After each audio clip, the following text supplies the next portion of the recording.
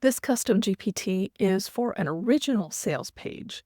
The difference between this one and the other rewriting a sales page is that this one does not have a place on the internet where it lives. So you've never written it. The one before had a link and it analyzed the page and made some changes and adjustments. This one, we're going to start from scratch and write a sales page. So the first thing we need to do is upload the customer avatar that we created in one of the past videos. So let's upload that. And I also need to tell it what the product or service is. So I'm going to be doing a webinar soon. I think I'll go ahead and just use that. So I put just a little bit of history of what I want on the page, or what the product is, what it's about, this webinar.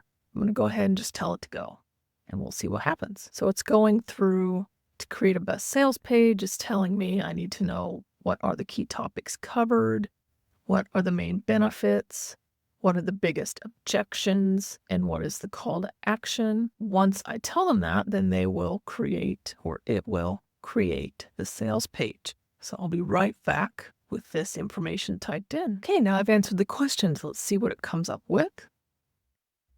It's going to give us some headline options, and it's going to tell us which one it thinks is a good option. And it picked from Frazzle to Focus, Automate Your Business, Take Back Your Time. Okay. So I'm just going to go with what it likes. Okay, now it's coming up. I hate all this emoji stuff. And that seems to have come in with some update they did recently. So when it's all done, I'm going to tell it to strip out the emojis.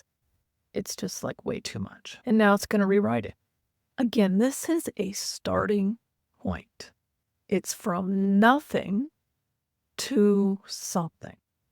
You can take these sections and you can change, tweak, add, delete, anything you like. It's so much easier to create a sales page from this starting point than it is from a blank page. So use to your delight.